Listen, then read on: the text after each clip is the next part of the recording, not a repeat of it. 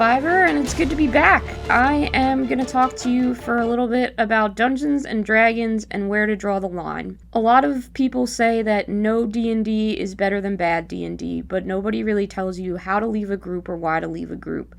And after going through a couple of things and having to step away from one of the D&D groups that I was in, I wish there had been a resource that kind of detailed someone's experience. So while you see me paint this really awesome custom 3D sculpt of the miniature of my character that was in that campaign, who I love dearly, I'm going to talk a little bit about D&D and why I think it's important to know when to step away. So before we launch into all that, I want to tell you about the character that I was playing. This is Siobhan Iverness. They are a non-binary barbarian path of the zealot. They are what I like to call a cultist without a cult. They are a heavily Magnus Archives inspired character. If you haven't seen the later seasons, none of the Ceaseless Watcher jokes are going to really hit with you, and probably a variety of people who view my channel have not also listened to 4 hours of podcast material, but I certainly did, and I talked with my very cool DM about it, and I wanted to make this character with those influences. And my DM, she actually pulled out this Beholder God from 2nd edition that I'd never heard of before, and was like, let's use this as their god. So they had eye motifs everywhere, and they were always consuming the eyes of the creatures that they defeated in order to gain power, which I just thought was dope. When I worked at my old job and I had gotten a bonus and had a bit of money, I wanted to get a custom sculpt of my character and get that 3D printed and painted up. And I got this really cool artist on Instagram, Laurel Felt, and I'll link her stuff in the description. But she did this beautiful piece of Siobhan, and then I contacted a 3D sculptor on Fiverr, the website. Not me, Fiverr the person, but Fiverr with 2 R's, the website. And I will also link their profile. But they sculpted this up, and then I had my friend Carrie do some professional supports. She actually works for a supporting company. So if you are interested in 3D printing this character for yourself, that is something that you can do.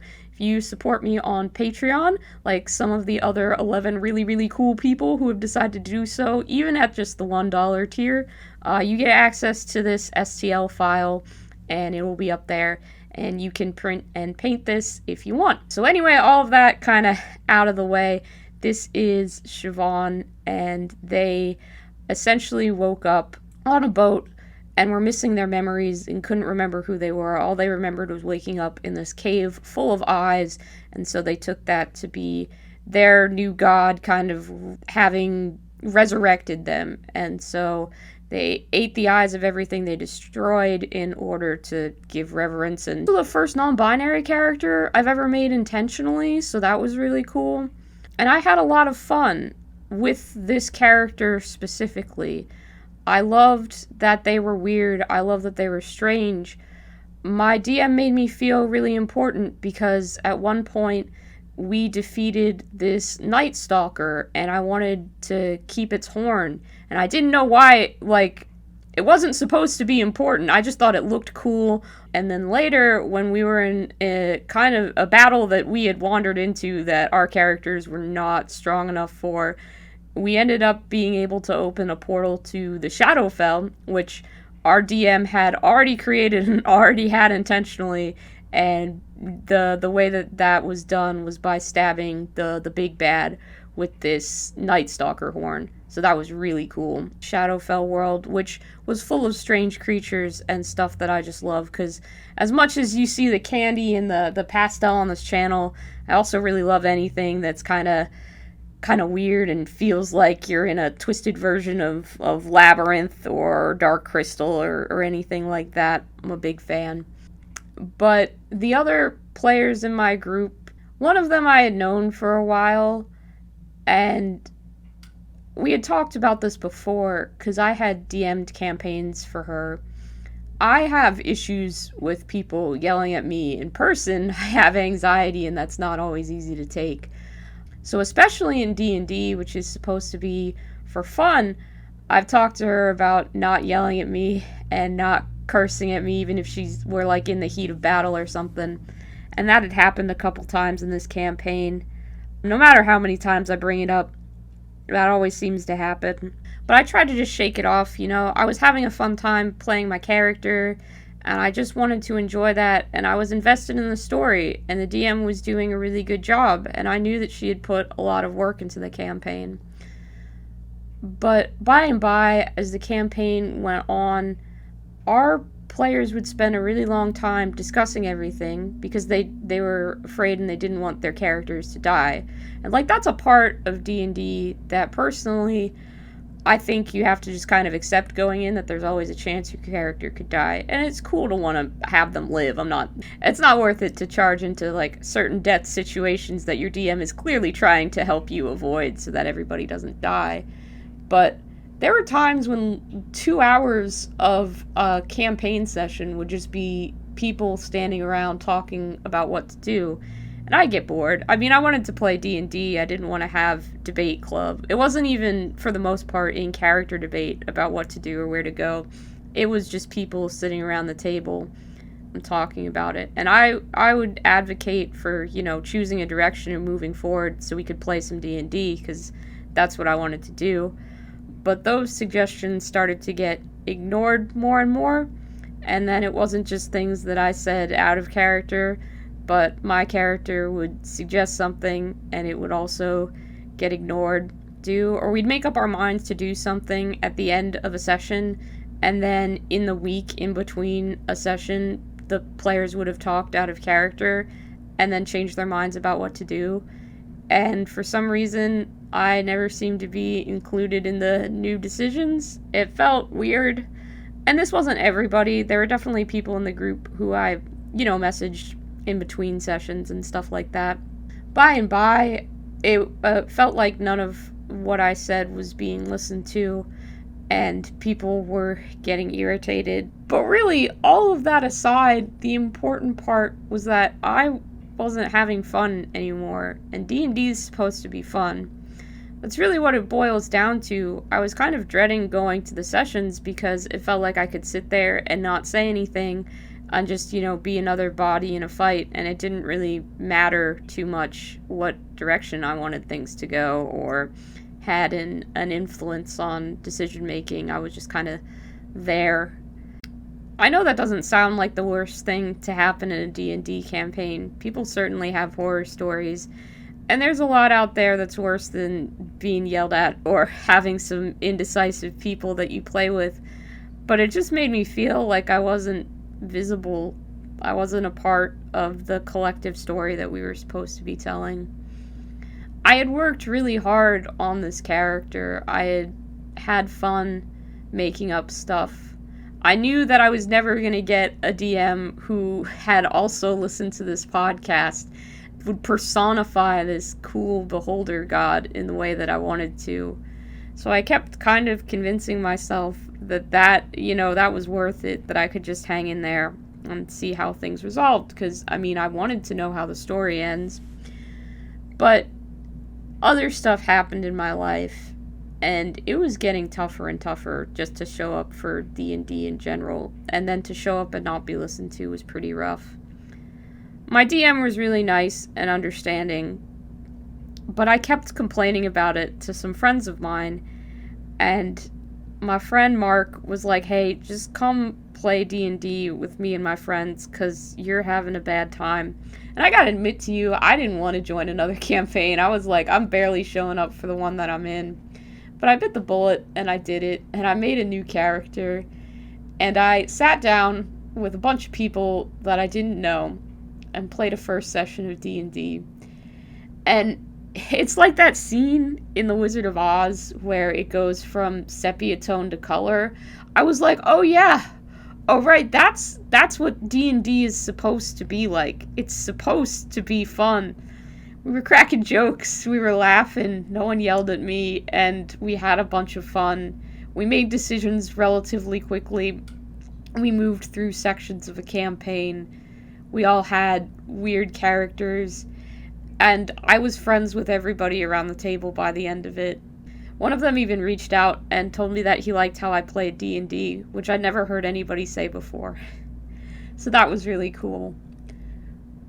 In the end, that saying really is true, that no D&D is better than bad D&D.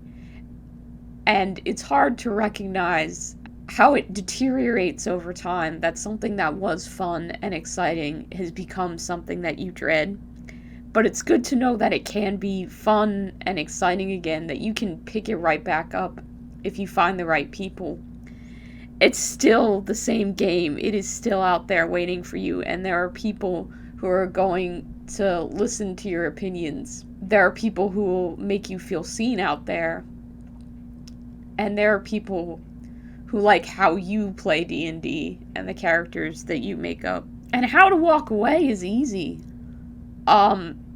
I spoke with my DM, and it's not like she was blind. She could see what was going on.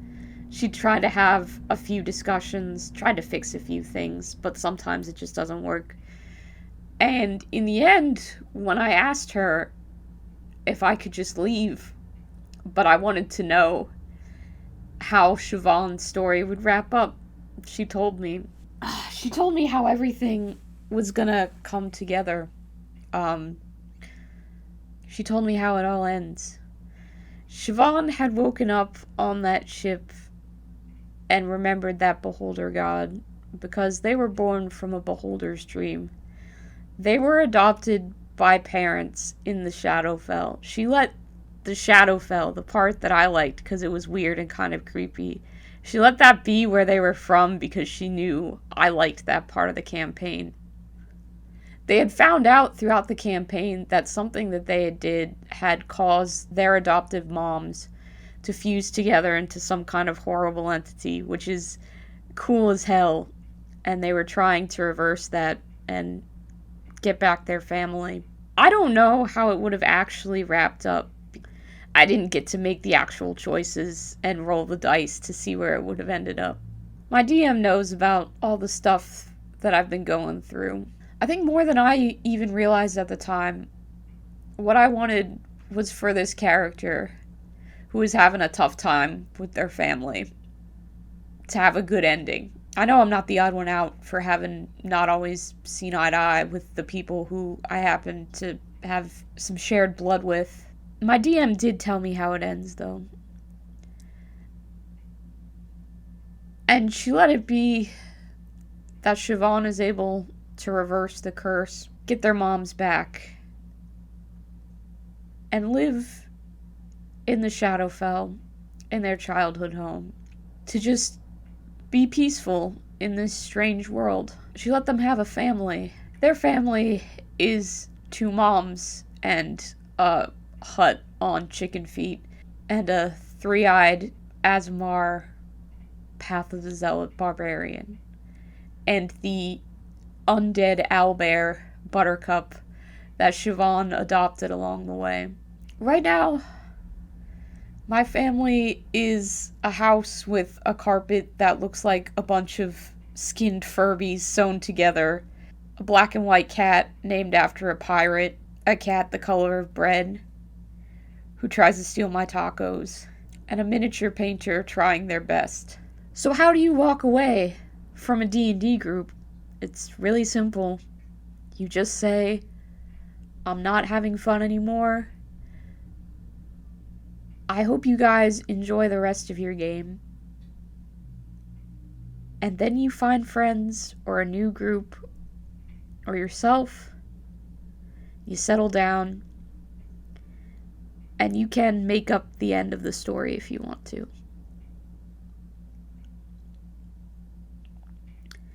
D&D should be fun. You should be excited to play it, and you should have a good time with the people you play it with. I hope that you've enjoyed watching this video and seeing the mostly blurry and out of focus shots of this miniature being painted. I have a new setup that I'm adjusting to. Still recording off of my phone camera. Sometimes the miniature was a bit out of frame. You'll have to forgive me for that one. I'm gonna be getting back into the swing of making videos. But for a little while, it's going to be more live streams just because they're easier to do and I don't have to edit them while I sort of settle in to my new situation a bit. Thank you so much for being patient with me. I really, really appreciate it. I want to give a special thank you to my patrons. You can see all of their names coming up on the screen right there. I want to give a special shout out to my top tier patrons, Chris and Annie Green Gables. You guys supporting me it means so much. It lets me continue making these videos. If you want to join them, feel free to go to patreon.com/sugarcandyminiatures. I really appreciate everybody for being here, and I'll see you guys in the next one.